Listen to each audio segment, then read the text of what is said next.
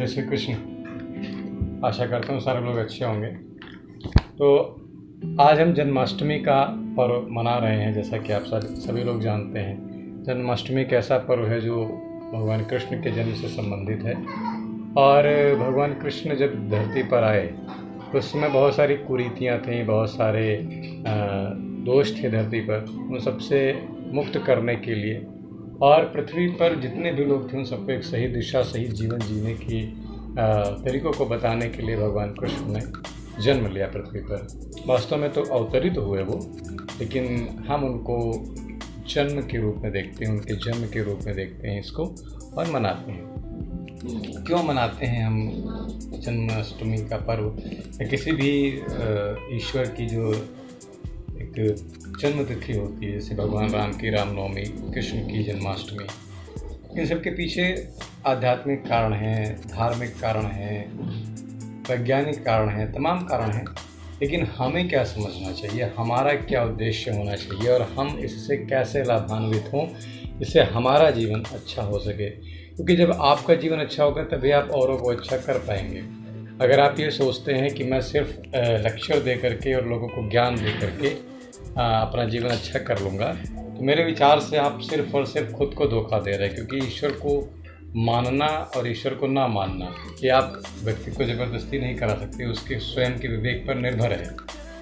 तो मैं चूँकि इसका अनन्य भक्त हूँ, श्रीमद् भगवत गीता में पढ़ता रहता हूँ जब भी मुझे समय मिलता है तो मैं इसकी पुस्तक से कुछ 2-3 श्लोक निकाल के लाया जो कर्मयोग के चैप्टर से हैं, 3rd चैप्टर से हैं, तो मुझे बहुत अच्छे लगते हैं और मैं कोशिश करता हूँ कि उनका आचरण किया करूँ। तो पहला जो श्लोक है आप स्क्रीन पर देखिए, सदृशम चेष्टते स्वस्या प्रकृतेर ज्ञानवानपि प्रकृति यान्ति भूतानि निग्रहम किम करिष्यति। अब इसको अगर हम ज़रा आसान भाषा में सब समझें, क्योंकि आजकल जिस तरीके से हम अंग्रेजीमय होते जा रहे हैं, अपनी संस्कृति और अपनी संस्कृत दोनों को भूलते जा रहे हैं, जो कि हमारे लिए कहीं ना कहीं कष्टकारी होगा भविष्य में। तो बेहतर है हम आज ही से इसको समझ लें, क्योंकि जितने बिजी आज आप हैं इतने बिजी कभी कोई रहा नहीं होगा।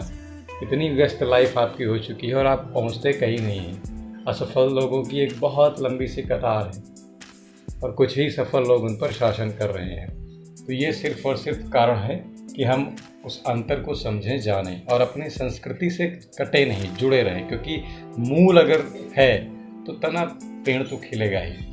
तो इस श्लोक का अर्थ क्या है, इसको ऐसे समझते हैं, ज्ञानवान अपि स्वस्या प्रकृते सदृशम चेष्टते। अब इसका मतलब क्या हुआ? मतलब ये होता है कि ज्ञानवान पुरुष भी जो होते हैं वो भी अपनी प्रकृति के अनुरूप ही किसी काम की चेष्टा करते हैं, किसी काम को करने की इच्छा रखते हैं। प्रकृतिम यान्ति भूतानि, क्योंकि सारे प्राणी अपनी प्रकृति, अपने गुण, अपने स्वभाव के अनुसार ही कार्य करते हैं। निग्रहम किम करिष्यति, अगर आप उन पर दमनात्मक आचरण लेकर आएंगे तो उसका कोई उपयोग नहीं होगा, कोई प्रयोजन नहीं होगा। अब इस श्लोक का अर्थ क्या होता है? देखिए, संसार में जितने भी प्राणी हैं सब किसी न किसी कर्म से बद्ध हैं, उनको कर्म करना है। मनुष्य उनमें श्रेष्ठतम प्राणी माना जाता है। मनुष्य को भी, जो मनुष्य हैं, मनुष्य की भी श्रेणियों में कई तरीके के लोग हैं।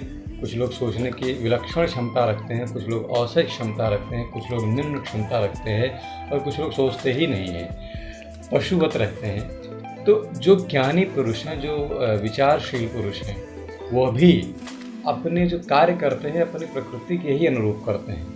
अपनी जो चेष्टा रखते हैं वो अपने गुण के अनुसार करते हैं। गुण के अनुसार का अर्थ क्या है? देखिए, हम अगर जैसे मान लीजिए कि आप एक ऐसे व्यक्ति हैं जिसको समाज सेवा में बहुत ही आनंद प्राप्त होता है, तो आप अगर समाज सेवा में आनंद प्राप्त करते हैं तो आप किसी क्लास में जाकर के बच्चों को पढ़ाएंगे नहीं। क्यों? क्योंकि आपको आनंद यहाँ पर आ रहा है समाज सेवा में, तो अपने गुण के अनुसार काम कर रहे हैं। किसी का गुण है कि वो नेतृत्व अच्छा करता है, तो किसी का फॉलोवर बनकर नहीं रहेगा, क्योंकि उसको नेतृत्व करना अच्छा लगता है। इसी तरीके से अगर किसी को गीत गाना अच्छा लगता है तो वो किसी को जो है जा कर के कुश्ती नहीं सिखाएगा। क्यों? क्योंकि उसको गाने में आनंद आता है। तो ये मनुष्य की प्रकृति है कि वो अपनी प्रकृति के अनुसार ही काम करेगा। तो हमें सब इस श्लोक से क्या समझना चाहिए कि हमारी जो प्रकृति है, हमारा जो गुण है, उसको हम निखारें और उसके अनुरूप काम करें। और हम अपने प्रकृति का दमन नहीं कर सकते। कहते हैं ना, चोर चोरी से जाएगा, हेरा फेरी से नहीं। हम कभी भी अपने गुणों का दमन नहीं कर सकते, क्योंकि वो हमें नैसर्गिक प्रतिभा ईश्वर ने हमको प्रदत्त की है। उसको हम पहचानें, जानें और उसके अनुरूप काम करें। अब मान लीजिए आपका मन कर रहा है कि आप कहीं घूम कर आएँ और आपको उसी समय किसी एग्ज़ाम को लिखना है, तो आप घूमने की जो इच्छा हो रही है, इसको मार नहीं सकते। बस आप इसको क्या करें कि 10 मिनट कहीं घूम टहल लें और अपने दिमाग को बताएं कि हमें अभी एक महत्वपूर्ण टास्क करनी है। अगर आप ये सोचें कि नहीं मार के जिएंगे अपने आप को, तो ये आपको कहीं ना कहीं कुंठित करेगी, जो आपके लिए हितकर नहीं होगा। तो ये रहा पहला श्लोक। ये श्लोक नंबर 33 है, अध्याय 3 का। 34वां क्या कहता है? इंद्रियस्येन्द्रियस्यार्थे राग द्वेषौ व्यवस्थितौ तयोर्न वशमागच्छेत्तौ यस्य परिपंथिनो। इसका अर्थ क्या होता है? देखिए, इसको अगर हम थोड़ा सा एनालाइज करके देखें तो इंद्रियस्यार्थे राग द्वेष व्यवस्थितौ तयौ न वशम आगच्छत तौ यस्य मीन्स ही अस्य परिपंथिनो। अब इसका अर्थ क्या होता है? देखिए, हमारी जो इंद्रियां हैं या इंद्रियों से संबंधित हमारे जो भी विषय हैं, उनमें अनुरक्ति विरक्ति की व्यवस्था हमारी प्रकृति में पहले से है। जैसे कि अगर हमारी इच्छा है कि हम किसी व्यक्ति को पसंद करते हैं, ये हमारी इच्छा हो रही है, तो उसको हम पसंद करने के लिए उस ऐसे एटमॉस्फेयर में आ चुके हैं, ऐसे वातावरण में आ चुके हैं, और उससे हम नफरत भी कर सकते हैं, हम ऐसे वातावरण को भी पा सकते हैं। तो किसी भी इंद्रिय जन्य विषय या इंद्रियों से संबंधित कोई विषय हो, उसमें अनुरक्ति और विरक्ति की व्यवस्था प्रकृति पहले से ही करके देती है, व्यवस्थित है ये।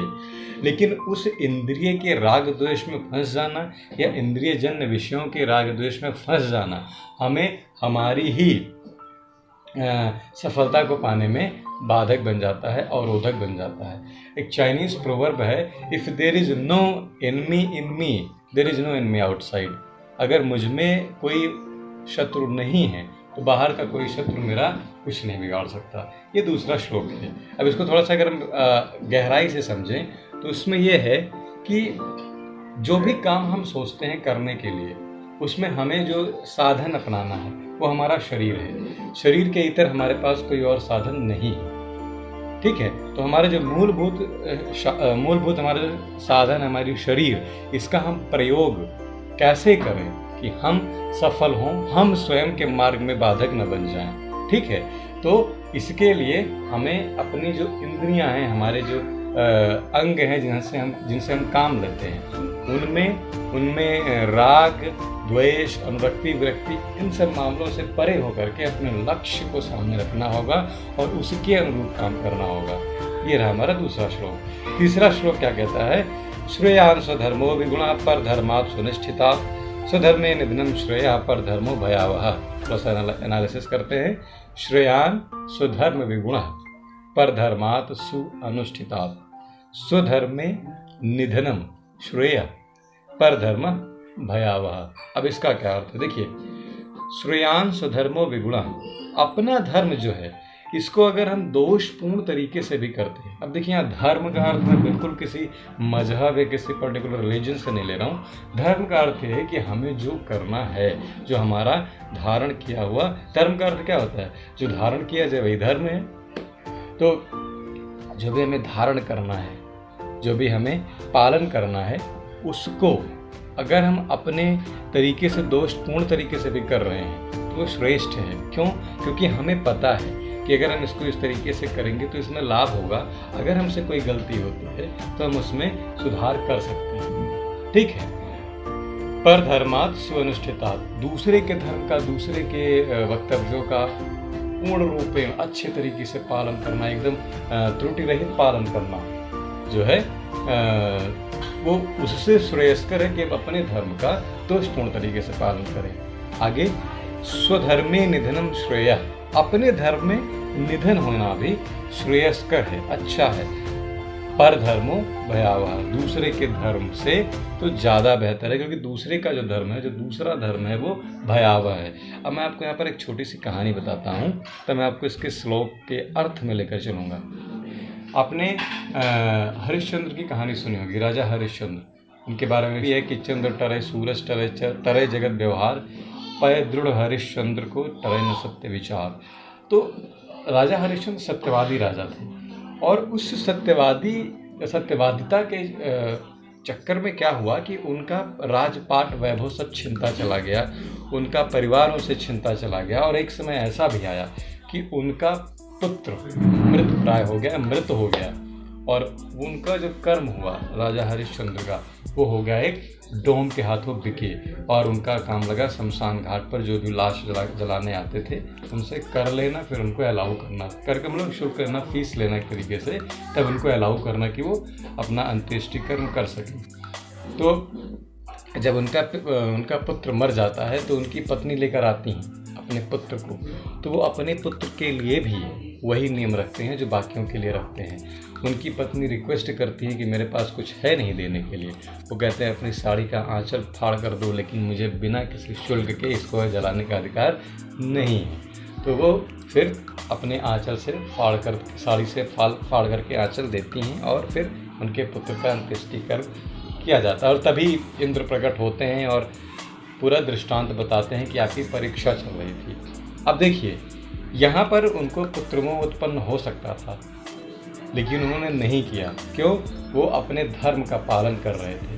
जब धर्म सही होगा तभी आपका कर्म सही होगा। ध्यान रखिएगा, हमेशा धर्म जो है वही कर्म के रास्ते को सुदृढ़ करता है, और आपका जो धर्म है वही श्रेष्ठ है, ये हमेशा याद रखिए। आपको पता है कि 1813 में जब भारत में अंग्रेज़ों का तीसरा चार्टर एक्ट आया, तो उसी समय कंपनी ने मिशनरियों को भेजा, वो भारत में आए और उन्होंने बहुत सारे लोगों को फोर्सफुली विधर्मी कर दिया, दूसरे धर्म में परिवर्तित कर दिया।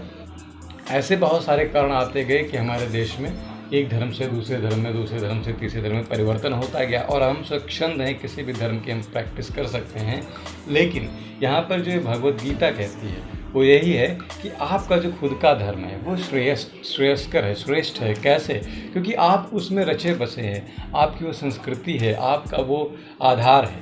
अगर आप उससे कट जाते हैं तो आप स्वयं का नाश कर लेते हैं। ठीक है, यही यहाँ पर अर्थ है निधन का।